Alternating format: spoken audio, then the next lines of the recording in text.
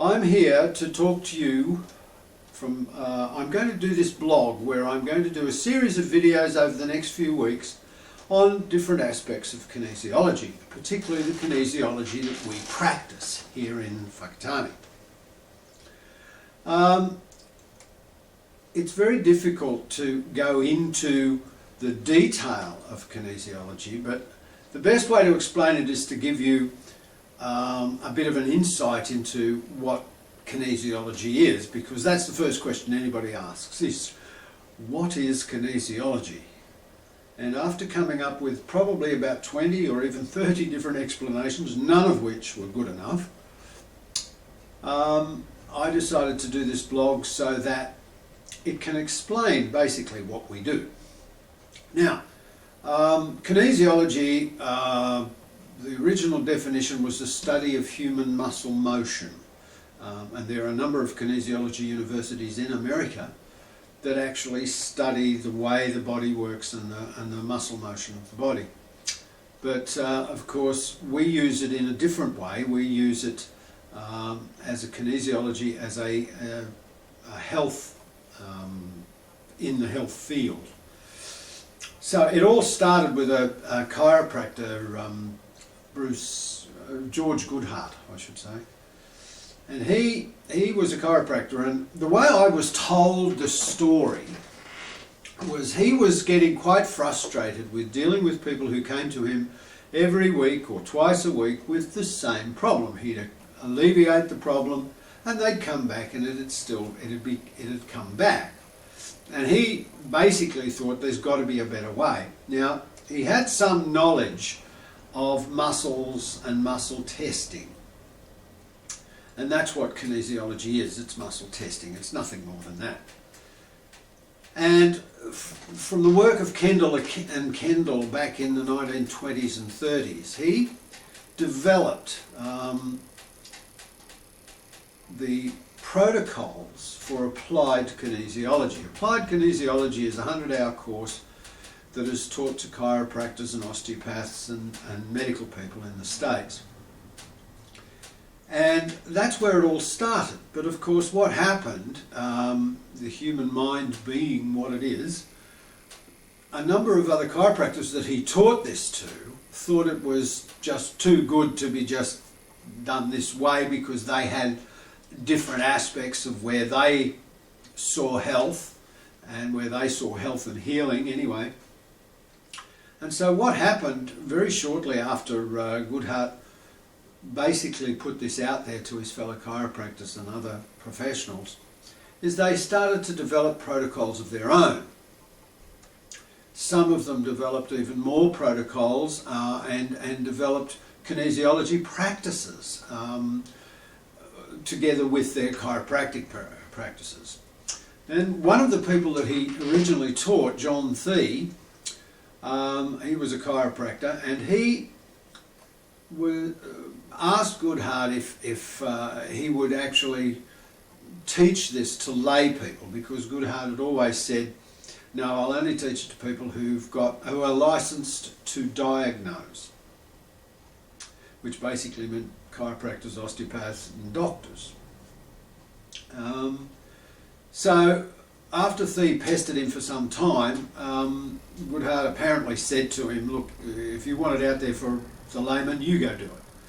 So John Thie developed Touch for Health. Now, Touch for Health is probably the most well-known kinesiology throughout the world, particularly to those people who've learnt their kinesiology right at the start.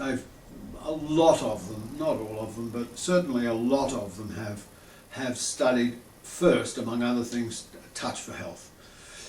And John Thie was a wonderful man. Goodhart was a wonderful man too, for that matter, but he developed this so that the layman could use it on his friends and family, and that's what Touch for Health was all about.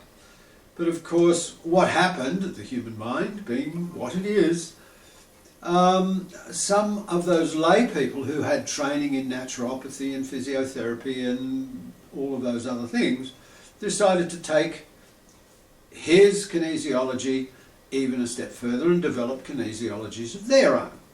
So we have today, from what I can understand, over 100 different branches of kinesiology. And it's very, very difficult to basically enumerate what they all do, because they all, not all, but most of them have a different focus. They go in different directions over things. And that my beginnings in kinesiology, which was almost 20 years ago, was Touch for Health and 3-in-1 Concepts, Neuroorganisation Technique, and another wonderful man, Andrew Verity. He used his forms of kinesiology as well. And I ended up studying some 12 different kinesiologies, as well as a number of other different protocols. Orthobionomy from osteopathy comes to mind. And because of that, it's given me quite an insight into the way people operate, the way the healing modalities operate. I've seen a lot of instructional videos and interesting videos on YouTube about kinesiology, and that was actually what prompted me to do this, because I find that a lot of those people are practicing one branch of kinesiology, and that's fine. There's nothing wrong with that branch of kinesiology, but I, from my perspective, found it limiting. In other words, when somebody comes in with a problem for a knee or for a hip or for a neck or a back or whatever, you had one correction to do. And I thought, well, that's really good, because it works most of the time. But then I studied another kinesiology, and it showed me another correction to do on the knee or the hip or whatever. And then I studied another kinesiology, and that showed me another correction. So all of a sudden I had 3, 4 or 5 different corrections to do on a knee. Now, for example, the knee. Now that just gave me the ability, when muscle testing, to find the most appropriate correction for the knee, because the subconscious, the muscle testing in the subconscious, will always take you to the most appropriate for that person. And that's the thing. It's what's appropriate for that person, whether it's a twist in the knee, whether it's a ligament that's not working, whatever. It doesn't matter. The muscle testing will take you there. Now, that's what we do at Meridian Kinesiology. Is we're specialised kinesiologists. That means basically we don't have formal training in things like naturopathy or homeopathy or acupuncture or anything like that. Our training is basically in kinesiology, in muscle testing, learning how to test muscles.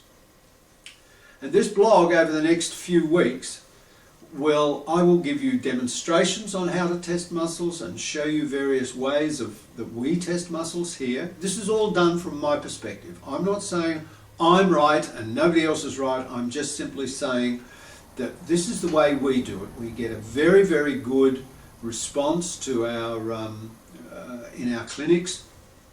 I've been doing this now, as I say, for almost 20 years. I have averaged in that whole period of time between 28 and 30 clients a week, every week that I've worked. In fact, more than that.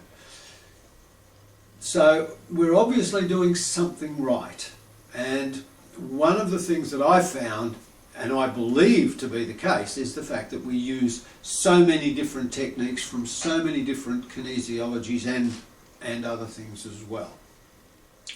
Now, just before I go any further, the reason I wanted to make this blog was for educational purposes and for information purposes for those who are interested. There are going to be those people who think kinesiology, and there are those people, and I see comments on other videos, who think kinesiology is a load of rubbish. And I think muscle testing is a load of rubbish and all of that sort of thing. For those of you who do think that, good for you. You think that's fine. I don't have a problem with what you think about it. The only thing I can say to you is this, that if you tend to post negative or derogatory comments, they'll be deleted, because this is not the reason I am doing this blog. I'm not here to get into arguments about whether the muscle testing is accurate or whether it's not accurate. For those people who are kinesiologists or who are learning kinesiology or are thinking about learning kinesiology, they know that the muscle testing, if it's done properly, will show the right answers for the person that you're testing. So just be aware of that. Thank you, and we will soon produce some more videos. Over the next week or two, we will produce a range of videos covering a number of different things, including various types of muscle testing, various types of conditions that we treat, etc. Thank you.